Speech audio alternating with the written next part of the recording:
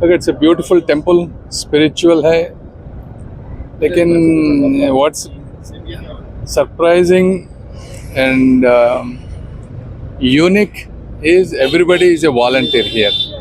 You know, there are a lot of other institutions where there are volunteers, but here it looks like everybody is a volunteer. That's very unique, very spiritual, and all kinds of people can come here, and it's very enlightening. Thank you. Sir Punjab के हालात कैसे हैं regarding floods? Yeah, for floods and other, I prayed God to give strength to Punjab, especially during these difficult times.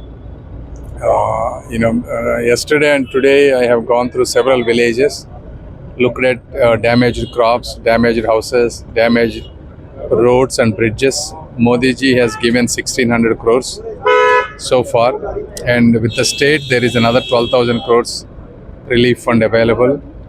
With all of that money, definitely a lot of rescue efforts can be done.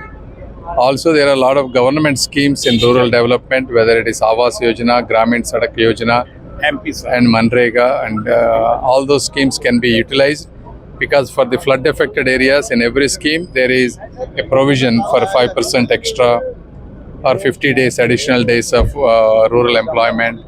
Like that, if the state government utilizes all these schemes, it will be very beneficial. And I also noticed that farmers have not been involved in Fasal Bima Yojana in most states. I am from Andhra Pradesh.